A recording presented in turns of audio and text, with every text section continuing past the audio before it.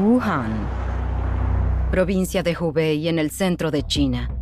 Antes una metrópolis pujante. Ahora una ciudad con 11 millones de personas en aislamiento. El esfuerzo de China por reducir la circulación es el más grande de la historia moderna. En todo el mundo, una a una, las ciudades se fueron aislando. Al propagarse de una forma tan exponencial, se creó una sensación de pánico. Los centros de salud están al límite en esta emergencia por contener el virus. No tratamos de detener el brote, lo que pretendemos es que no llegue tan rápido. ¿Cómo fue que el mundo entero quedó a merced de un nuevo coronavirus? ¿Por qué la medicina de vanguardia no pudo evitar su propagación? ¿Y es este solo el comienzo de otra pandemia mundial potencialmente irrefrenable?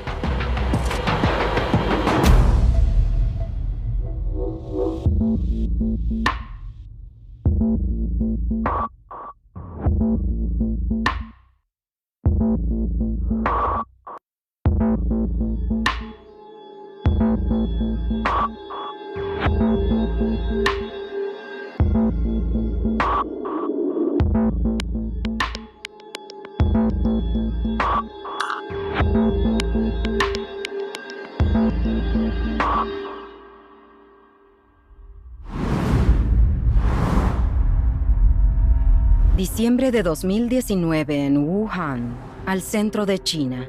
Algo extraño sucede con sus habitantes.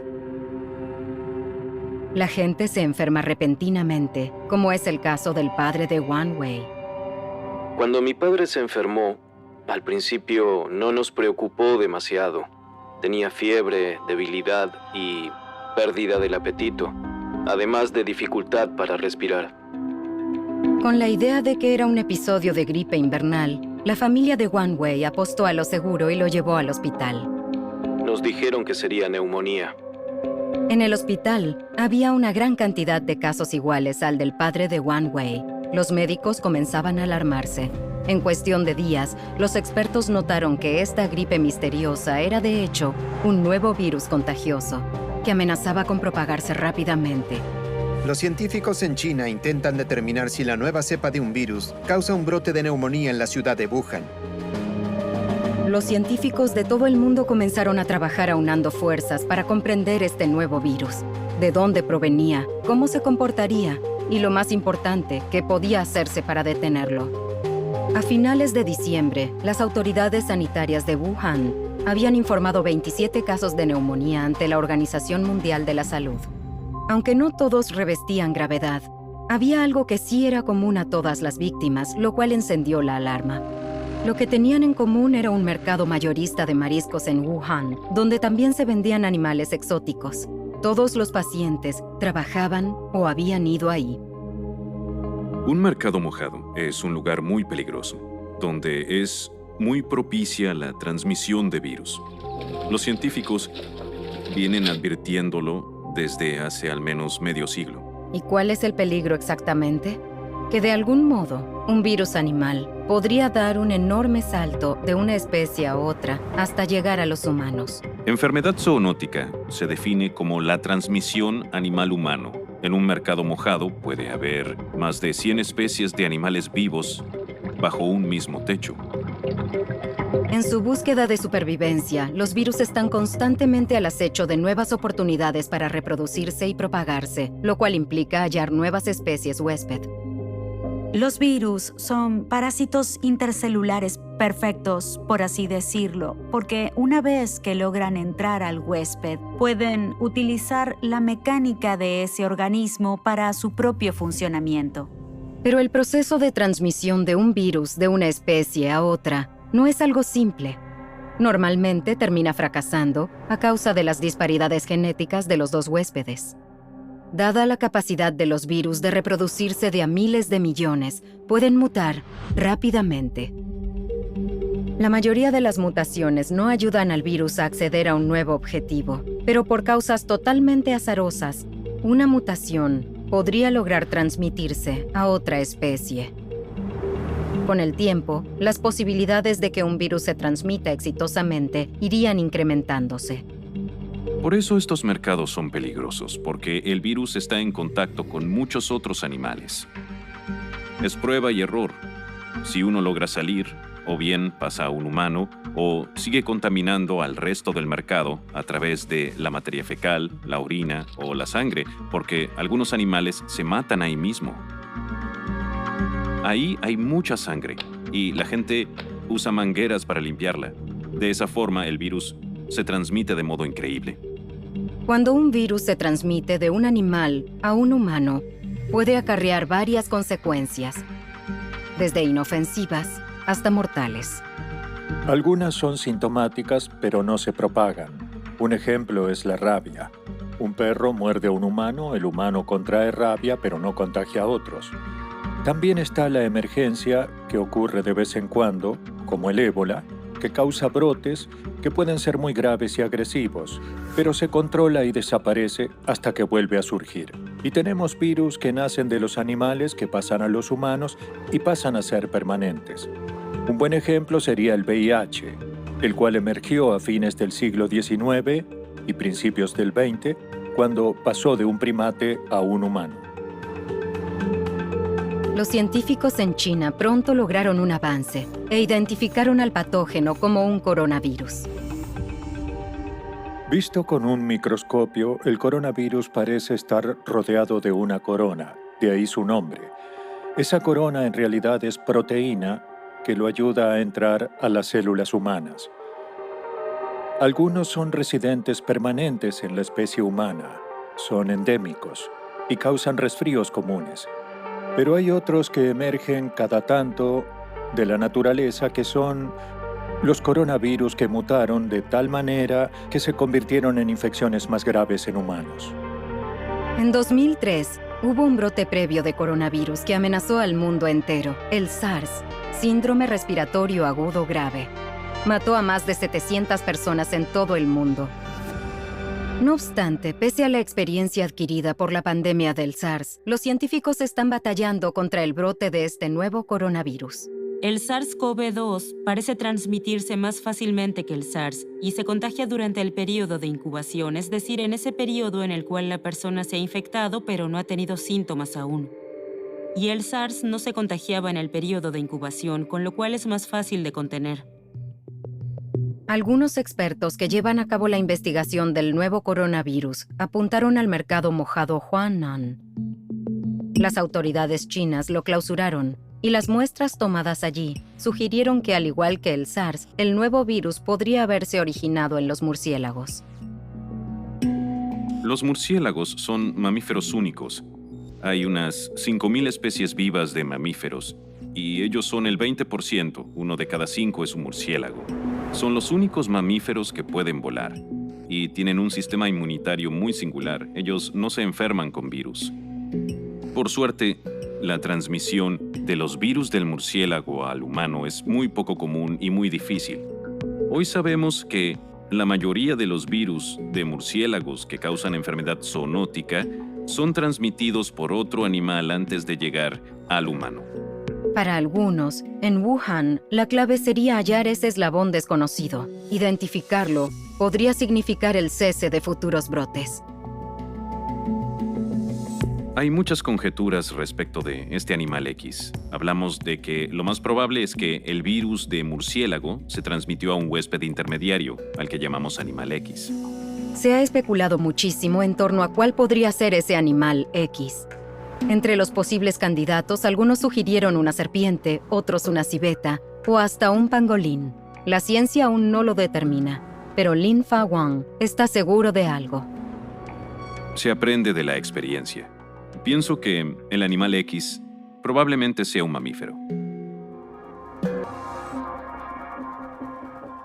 Los científicos estaban abocados a saber más del nuevo coronavirus, y el 11 de febrero de 2020, la Organización Mundial de la Salud lo identificó oficialmente como SARS-CoV-2.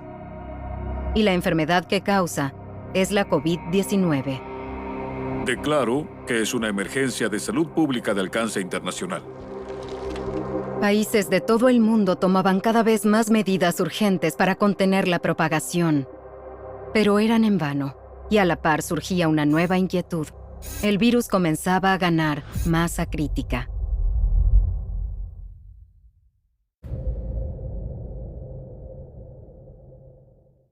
Una neumonía viral golpea a Wuhan, en el centro de China.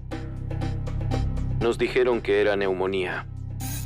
Los científicos en China pronto lograron un avance e identificaron al patógeno como un coronavirus.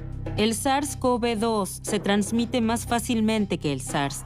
Declaro que es una emergencia de salud pública de alcance internacional. China y la OMS ahora trabajaban en conjunto y compartían toda información disponible sobre el nuevo coronavirus. Pudieron identificar que era un nuevo coronavirus en muy poco tiempo, pero sigue habiendo muchas cosas que desconocemos.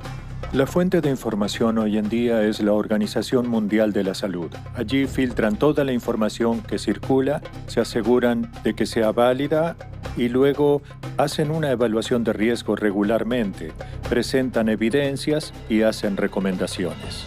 En las salas de control como esta en Manila, la OMS planea una respuesta. Para que funcione, todo depende de que cada país distribuya la información de manera efectiva. Normalmente lo que observan es quién se enferma, por qué se enferma, cómo se enferma, e inmediatamente se intenta descubrir la forma de detener el brote. Una forma de descifrar los secretos de un virus es mediante el análisis de su código genético.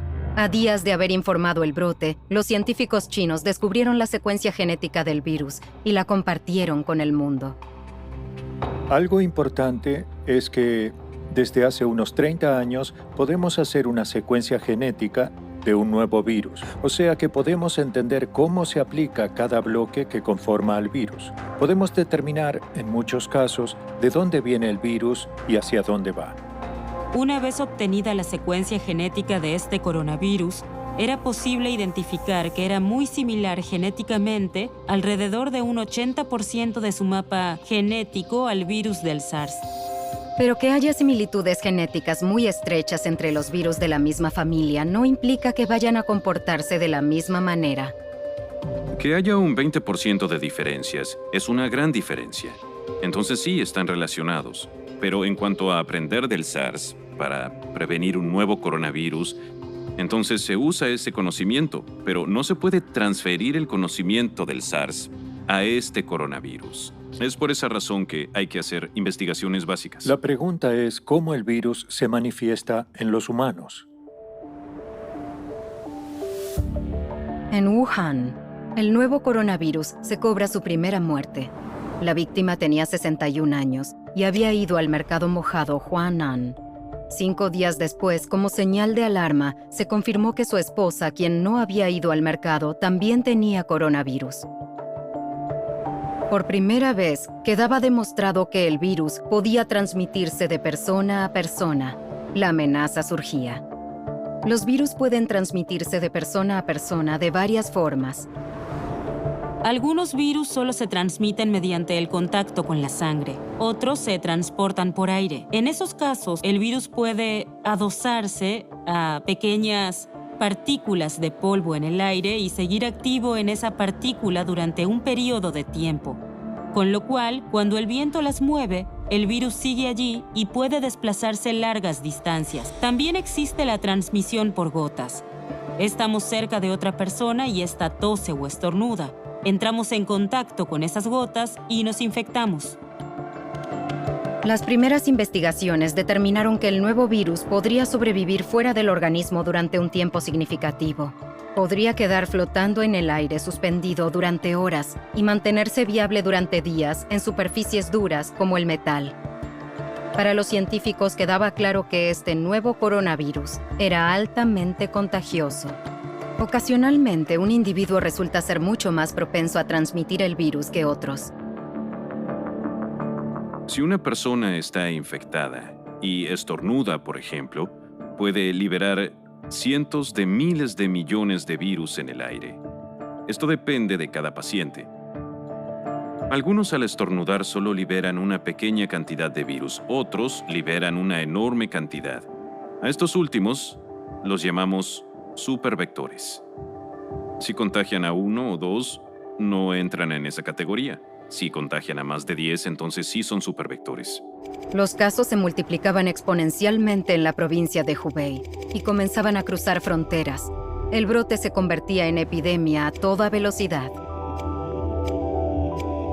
El esfuerzo de China por reducir la circulación en una zona probablemente sea el más grande de la historia moderna en lo que respecta a un brote. De la noche a la mañana, Wuhan se convirtió en una ciudad fantasma. Las estaciones de tren, normalmente atestadas de pasajeros, ahora eran un desierto. Los restaurantes y negocios, donde solía haber mucho movimiento, de pronto estaban vacíos. Las calles y rutas totalmente despobladas. Los habitantes de Wuhan estaban en sus hogares. Cuando hablamos del brote de un patógeno desconocido, hablamos de algo que nunca antes se abordó, y es mejor prevenir que curar. Claro que se corre el riesgo de cometer errores, pero es mucho mejor cometer errores que no actuar y que muera gente. Contener un nuevo virus contagioso no es tarea fácil, y esa tarea es todavía más difícil en una ciudad que además es uno de los centros de transporte más grandes del país. Wuhan está ubicada casi en el centro de China y tiene una red de transporte muy grande. Y además hay una gran cantidad de gente que vuela a Wuhan de distintas partes de China y del mundo. A pesar del tremendo esfuerzo de poner en cuarentena a la ciudad, no pudo contenerse el virus. Al parecer, el virus se ejecutaba en modo incógnito. Las víctimas no mostraban síntomas en la primera etapa de la infección, lo cual contribuía a la amplia capacidad de contagio entre personas que no tenían la menor sospecha. Se estima que la capacidad de propagación de este brote de coronavirus es de 2.6. Eso implica que una persona puede infectar a 2 o 3 personas más. Como consecuencia, el contagio puede salirse de control muy rápidamente, en particular cuando algunos no presentan síntomas durante el periodo de incubación. El nuevo virus demostraba tener más capacidad de contagio que el SARS. En solo un cuarto del tiempo, el SARS-CoV-2 había producido 10 veces más casos. Sabemos que la COVID-19 se contagia al principio del curso de la enfermedad. El SARS se transmite en particular en los hospitales cuando los pacientes se agravan y la carga viral aumenta. Esta enfermedad es diferente. Hablamos de transmisión comunitaria y es obvio que se da tempranamente en los primeros días y tenemos casos que se dieron antes de que los síntomas se notaran. Parece ser que los científicos llevan las de perder. Es un virus altamente evasivo, que se propaga entre la gente mucho más rápido de lo anticipado. 10 días antes del aislamiento sin precedentes en China para evitar el contagio, el virus hacía su primera aparición en suelo extranjero.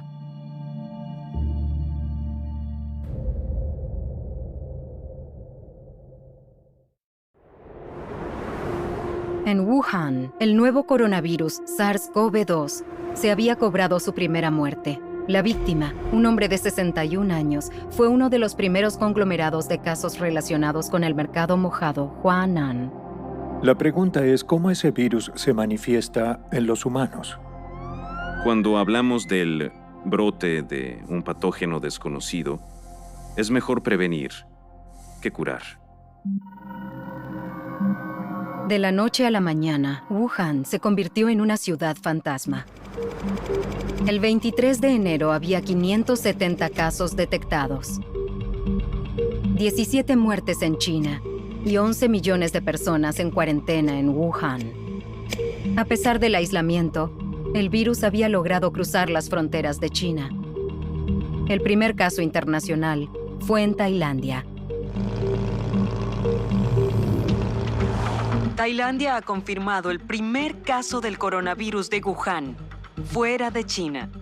Abocados a su tarea, los científicos de todo el mundo trabajan a destajo para ralentizar el contagio, con la máxima ayuda de la OMS. China detecta esta enfermedad desconocida e identifica el coronavirus en un breve periodo y comparte las secuencias con otros países. así que recibimos esta información a diario, la analizamos y compartimos las conclusiones con los Estados miembros. Al igual que la información compartida, un paso vital para controlar el contagio del virus es localizar a cada persona que estuvo en contacto con un paciente infectado. La localización es identificar a las personas que estuvieron en contacto con un paciente infectado, ya sea antes o después de los síntomas. Esas personas deben aislarse, o bien se aíslan de manera individual o pueden quedar en cuarentena durante un periodo de hasta 3 semanas hasta ver si presentan síntomas. En China, la tarea de localización de contactos era un desafío descomunal. Solo en Wuhan, más de 1.800 epidemiólogos seguían el rastro de cientos de miles de contactos por día. Pero la tarea pronto dio sus frutos. Entre el 1 y el 5% de los contactos terminaron siendo casos confirmados de COVID-19. No obstante, había un grupo de posibles casos que confundían a los científicos. Puede haber personas infectadas por el virus que en ningún momento desarrollen ningún síntoma, que ni siquiera sienten debilidad ni dolor muscular ni nada. Son asintomáticos. Es algo muy preocupante, porque no hay forma de conocer el nivel de base de la infección viral en la población. Con cada vez más casos, los gobiernos de todo el mundo deberán poner más atención ante un inminente brote local. Las aerolíneas comenzaron a suspender vuelos por el temor a la epidemia del coronavirus. La Dirección General de Aviación Civil ordenó a aeropuertos y aerolíneas que revisen a los pasajeros que lleguen de Japón y Corea del Sur. La contención se volvía la estrategia clave contra la COVID-19. Para minimizar el riesgo de importar individuos infectados, los países comenzaron a restringir los vuelos provenientes de zonas afectadas. Los países están tomando medidas para protegerse. Una es simplemente observar lo que sucede en China para determinar qué puede funcionar y qué no. Lo segundo es que algunos países avanzaron con las restricciones de viajes desde o hacia China o pusieron en cuarentena a quienes habían estado en China. Yo volví de China hace unos 4 días. Formé parte de la misión conjunta OMS-China. Y tal como se realiza en Singapur y en muchos otros países, se debe cumplir con una cuarentena de 14 días en los casos en los que se haya regresado de zonas de alto contagio. Así que me quedo en casa y hago mi trabajo, pero lo hago desde mi oficina aquí en casa. A medida que crecía la cancelación de viajes en todo el mundo, la realidad era que los científicos no podían detener el virus. Llegaron a otra conclusión más pragmática.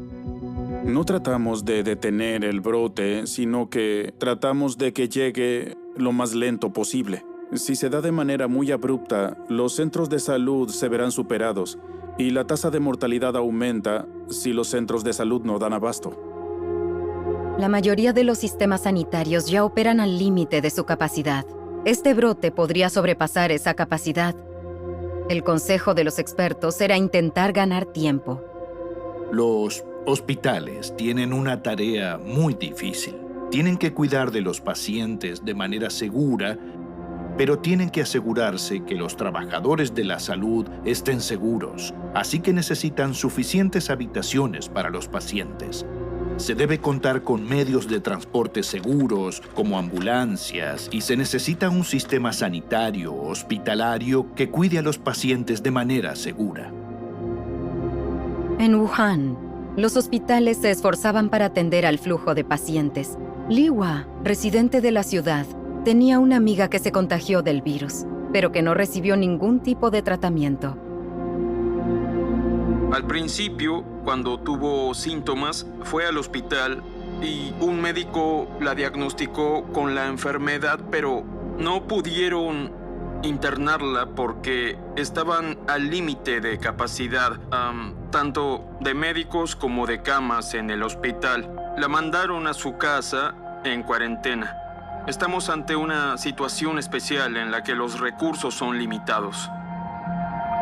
Con la atención del mundo entero puesta en Wuhan, las autoridades chinas tuvieron que trabajar todavía más En un esfuerzo sin precedentes, las autoridades construyeron y reacondicionaron 16 hospitales más en cuestión de semanas.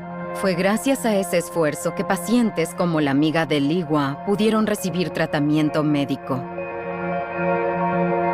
A la semana de haber sido internada, ella ya estaba mejorando.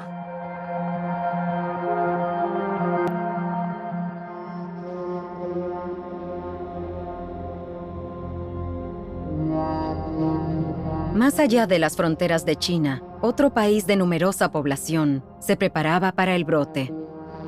La India, hogar de más de 1.000 millones de personas, segundo después de China en cuanto a cantidad de habitantes. A mediados de diciembre, cuando por primera vez supimos de esta neumonía poco común que se estaba dando en China, reuní un equipo de científicos y les dije que debíamos prepararnos. A un mes del brote, la India confirmó su primer caso de COVID-19. Priya y su equipo no querían arriesgar nada. Fuimos los primeros en hacer testeos en todo el país. Los primeros positivos se detectaron aquí. Había llegado otra muestra de un posible caso al laboratorio de Priya. Se conoce como el test PCR. Se toma una muestra del paciente a partir de un hisopado de fauces. El test analiza el material genético en la muestra y busca la presencia evidente de ARN de coronavirus. Y solo toma unas horas saber si el resultado es positivo o negativo. Hasta ahora ha habido una detección molecular del virus, pero ya hay algunos productos detectores de anticuerpos mediante los que se puede detectar la respuesta del anticuerpo a este virus. Y creo que con el tiempo se podría analizar a toda la población. Si se apunta a los anticuerpos, habría un mejor seguimiento y control de un brote en la población. Pero mientras tanto, muchos científicos dependen del PCR. La muestra en el laboratorio de Priya dio positivo. Es un paso más en la imparable transmisión mundial del virus. Al propagarse de forma tan exponencial, se creó una sensación de pánico. A principios de febrero, el número total de casos confirmados había llegado a los 31.000 en todo el mundo, sumando 638 víctimas fatales. Para peor, incluso adultos aparentemente sanos podían ser víctimas, entre ellos uno de los primeros médicos que señalaron el brote en Wuhan. El perfil que surge de la COVID-19 es que ataca más violentamente a ciertos subgrupos de la población. La mayoría de los muertos son mayores de 60 años, pero hay una cifra menor de personas que en apariencia son sanos, tienen buen estado físico, unos 30 años, y también murieron por el virus. Y no queda claro por qué sucede. Pero al haber poco tiempo disponible para estudiar a la COVID-19, seguía habiendo preguntas sin respuestas para los científicos. Por ejemplo, ¿acaso los niños son menos vulnerables al virus? En China, los niños de 9 años o menos solo conforman el 1% del total de los casos. Aún queda por determinar si esto es información certera o si, por ejemplo, la infección en los niños es tan leve que no puede detectarse. A pesar de todos los desafíos por delante, hay un aspecto de la COVID-19 que aún brinda esperanzas a los científicos: la alta tasa de supervivencia entre los infectados. El coronavirus es un virus que se propaga fácilmente y, por lo visto hasta ahora, la mortalidad es relativamente baja. 2% es la cifra actual. Podría ser menor porque no tomamos en cuenta a la gente infectada que no presenta la enfermedad. En cambio, se incluye solo el número de personas que enferman. Puede que haya muchas más personas infectadas. Un abordaje para hacerle frente al nuevo coronavirus presenta el concepto de inmunidad de rebaño. Si se expone a un número suficiente de personas y éstas desarrollan inmunidad, se daría una barrera natural en la transmisión. Pero ¿cuántos casos serían necesarios? ¿Y cuál sería el costo? Y lo más importante, eso da por sentado que una persona no puede enfermarse más de una vez, lo cual hasta ahora se desconoce. Dada la velocidad con la que se propaga el virus, Esta era una teoría que podía convertirse en realidad. Si cada persona infecta, digamos, a unas 3 personas y cada 4 días hay una nueva generación, se calcula que en un mes habrá miles de casos. Sin embargo, la idea de inmunidad de rebaño presenta varios inconvenientes. Los hospitales deberán lidiar con una enorme afluencia de pacientes, lo cual satura los recursos médicos ya al límite. Y la pregunta de si podría darse una inmunidad natural generalizada permanece sin respuesta. El virus podría evolucionar con rapidez y esquivar cualquier inmunidad que podamos desarrollar. Lo mismo ocurre con una de las infecciones virales más persistentes y escurridizas a las que todos nos enfrentamos: el resfriado común. ¿Cómo reaccionarán nuestros sistemas inmunitarios colectivos ante el nuevo coronavirus? Es una de las grandes incógnitas. Los humanos no son inmunes a este virus porque nunca estuvieron expuestos a él. Cuando un virus como el SARS-CoV-19 entra en contacto con los humanos, todos están en riesgo. Es diferente con la influenza. Hay antecedentes de inmunidad que aminoran la infección para que no sea tan agresiva, a diferencia de un virus que entra en los humanos por primera vez. Los riesgos de una inactividad colectiva ante semejante virus emergente son impactantes. Una investigación del Imperial College en Londres hace énfasis en la escala de devastación que podría traerle a la población global si dejamos que el brote siga su curso. Los investigadores estiman que se podría llegar a la asombrosa cifra de 7.000 millones de infectados y que alrededor de 40 millones morirían por la enfermedad si no se hace algo al respecto. Sin embargo, si se toman medidas drásticas y se reduce el contacto social, esas cifras pueden reducirse enormemente.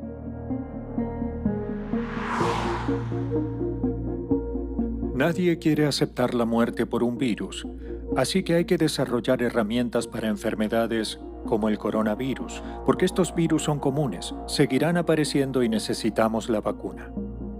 Mientras se consideraban nuevas opciones teóricas y sin probar, solo había una forma concreta de contener la propagación de la COVID-19. Esa forma era a través de testeos masivos, rastreo del origen y supresión, es decir, mantener a los enfermos más graves en hospitales para tratarlos y asegurarse de que la población general se mantenga aislada para prevenir una mayor transmisión. La combinación de estas tácticas tiene el potencial de salvar decenas de millones de vidas, mientras se trabaja contrarreloj para hallar una vacuna.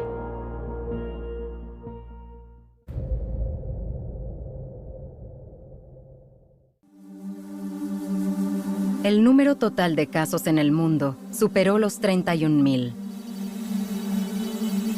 Al haberse propagado de una forma tan exponencial, se creó una sensación de pánico. Si se propaga muy rápido, los servicios de salud se saturarán y al no poder contenerlo, la mortalidad va a crecer. Los humanos no son inmunes a este virus porque nunca entraron en contacto con él. Mientras que cada vez más países implementan cuarentenas estrictas y controles comunitarios para contener la propagación del nuevo coronavirus, los científicos corren contra el reloj para crear una vacuna. Una vacuna es algo que se suele inyectar y que evita una infección.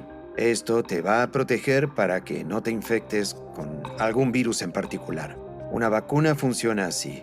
Te inyectan una parte o una versión inactiva del virus. Tu cuerpo genera una respuesta inmunológica y lo recuerda, así que si vuelves a entrar en contacto con el virus meses o años después, la respuesta será mucho más rápida y te protegerá de ese virus. Existen muchos componentes para crear una vacuna. Científicos de este laboratorio en Oxford, Inglaterra, se centran en crear el antígeno. Un antígeno es la proteína en la superficie del virus que hace que el sistema inmune reaccione. Es un componente clave de una vacuna. El antígeno hace que el cuerpo entre en modo defensivo. Apenas tuvimos la secuencia del virus, la utilizamos para sintetizar algunas de las proteínas de la superficie del virus. Podemos crear y purificar la proteína y proveérsela a investigadores, compañías de vacunas y de diagnóstico del mundo para que la usen. Aun cuando se tiene el antígeno, quedan muchos pasos científicos complejos para desarrollar una vacuna. que incluyen los testeos en animales antes de realizarse testeos cuidadosamente controlados en humanos para asegurarse de que sea segura y eficaz. Solo entonces se le puede ofrecer al público una posible vacuna. ¿Hay vacunas candidatas disponibles? Pero deben someterse al proceso de ensayos clínicos antes de saber con seguridad si son seguras para utilizarse en todo el mundo. En la búsqueda desesperada de una defensa contra la COVID-19, se están desarrollando una gran cantidad de vacunas con diferentes formas de generar inmunidad. Entre las candidatas, existe una que se diseñó a partir de la proteína espiga característica del virus, que utiliza para aferrarse a las células humanas e infectarlas. La esperanza es que la vacuna entrene a nuestro sistema inmunitario para reconocer y responder ante dichas proteínas del virus. La complejidad de desarrollar una protección duradera implica que pasarán varios meses antes de que se le pueda administrar una vacuna al público. Esta tarea puede llegar a complicarse aún más, ya que los virus suelen ser capaces de mutar. Cuando esto ocurre, una vacuna desarrollada a partir de una cepa específica del virus puede resultar inútil. Los virus mutan en la naturaleza porque cuando se reproducen cometen un error. Ese error permanece en el ADN y en la genética de ese organismo y continúa en generaciones futuras. Otra forma es un abrupto intercambio en el que ocurre una confusión entre dos virus dentro de la misma célula y terminan combinándose de tal forma que se crea un nuevo virus. Ya hay científicos en Pekín que afirman que el virus evolucionó en dos cepas diferentes, tipo L y tipo S. La S, la primera cepa, es probable que se haya generado cuando el virus pasó de animales a humanos. La cepa L surgió un tiempo después, pero según los investigadores es la cepa más prevalente. No obstante, otros, como la Organización Mundial de la Salud, dicen que dichas mutaciones son normales en un virus y que son insignificantes. Además, no parece afectar la forma en la que funciona el virus y los síntomas que causa. En paralelo a la búsqueda de una vacuna, también se hicieron rápidamente pruebas con una gran variedad de enfoques clínicos, entre ellos la reutilización de medicamentos preexistentes. Estas terapias incluyen estrategias innovadoras, como utilizar el plasma sanguíneo de pacientes recuperados. En el cuerpo, tienen una molécula llamada anticuerpo. Estos pueden evitar que un virus infecte a otras personas o al menos reduce los síntomas. Básicamente, los pacientes recuperados donan sangre y luego de purificarla, se la dan a los pacientes infectados. Pero aún existen muchos riesgos con esta técnica y se necesita aún más investigación para entender qué tan eficaz y segura es. Utilizar estas terapias es muy difícil y sería complicado imaginar cómo tratar a miles de personas de esta forma. Otro enfoque que intentaron los médicos incluye antivirales, una clase de medicamentos que combaten virus mediante la supresión de su capacidad de multiplicarse dentro del huésped. Si pudiéramos hallar un antiviral que funcione, podría ser revolucionario, porque, si hay un tratamiento para una enfermedad, las consecuencias de la propagación serían muy diferentes. En Wuhan, algunos de los pacientes que se enfermaron de gravedad comenzaban a recuperarse. Luego de recibir ayuda respiratoria y una serie de inyecciones de anticuerpos para ayudar al sistema inmune, había esperanza para el padre de Wang Wei. Durante el tratamiento, comenzó a respirar por su cuenta y a comer más. Al padre de Wang Wei le dieron el alta, pero siguieron siendo cuidadosos.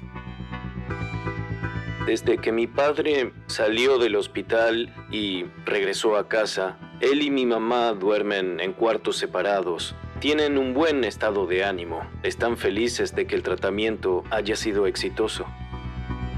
El padre de Wang Wei fue uno de los afortunados, gracias al tratamiento médico para los síntomas. Mientras que el mundo esperaba una vacuna, se implementaron soluciones inmediatas más prácticas. Lavarse las manos con jabón o utilizar alcohol en gel se volvió un mantra para prevenir la propagación rápida del virus. Se aumentó la localización de contacto con casos sospechosos y se los puso en cuarentena. Para los demás, se incentivó el distanciamiento social para limitar el posible contagio del virus. En algunos países, el gobierno implementó un toque de queda. Esta enfermedad se propaga de forma comunitaria, así que la solución está en la comunidad. La comunidad debe ser honesta. Si tuviste contacto con el virus y te ponen en cuarentena, por favor haz lo que te dicen. Observa la forma de toser, observa el distanciamiento social. Se estableció el distanciamiento social como una intervención crucial para retrasar el pico del brote. Debido al ritmo acelerado con el que se propaga el virus, incluso una reducción parcial en el contacto puede disminuir de gran manera la transmisión. Si una persona promedio infecta a 2,5 personas, luego de 30 días, el caso original habrá infectado a 406 personas. Pero si el distanciamiento social puede siquiera reducir a la mitad el número de transmisiones desde el día 1, luego de 30 días, solo habría 15 personas infectadas. Hay muchas cosas que la comunidad puede hacer para combatirlo y este tipo de compromiso comunitario debe ser otro aspecto.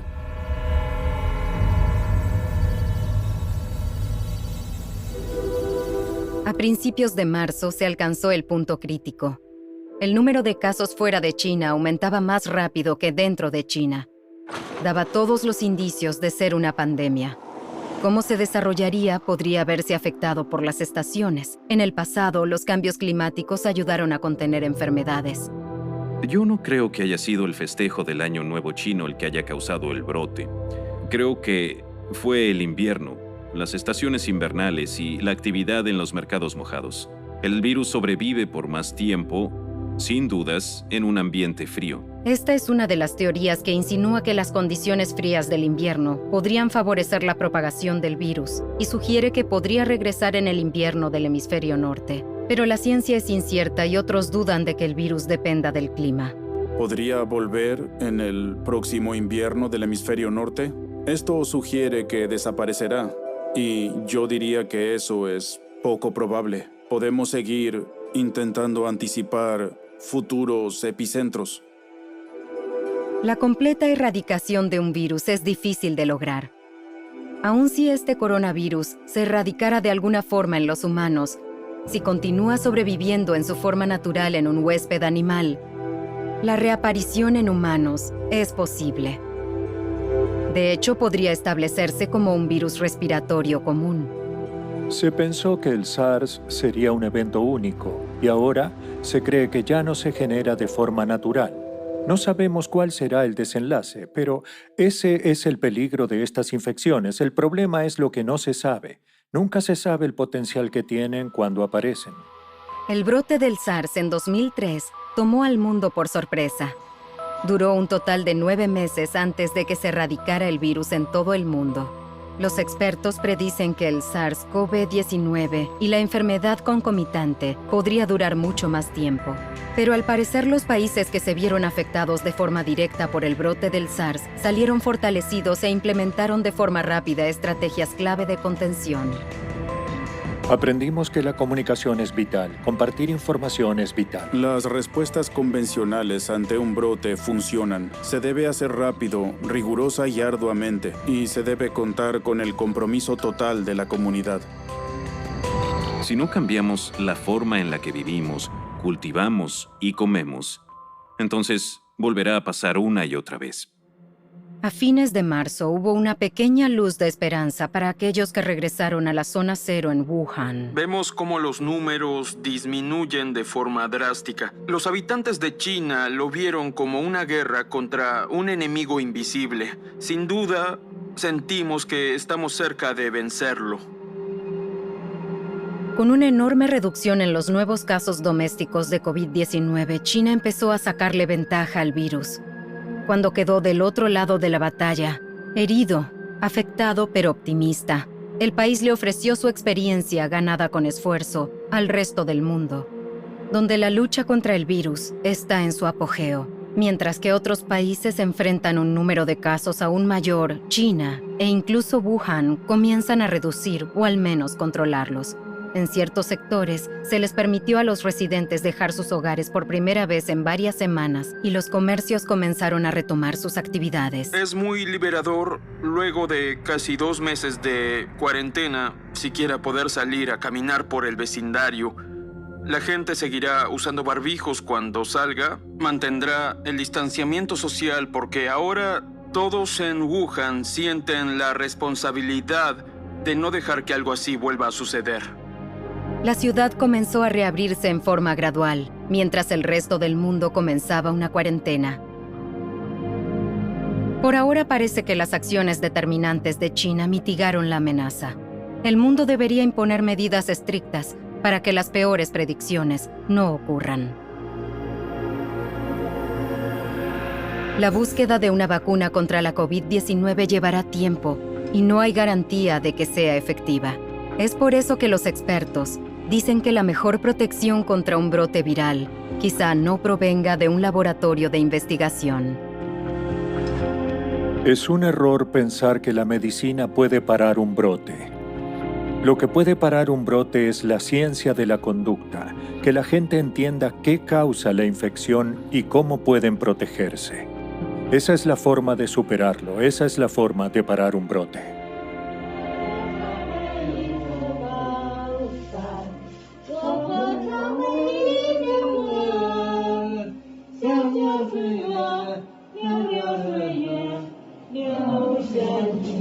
Thank you.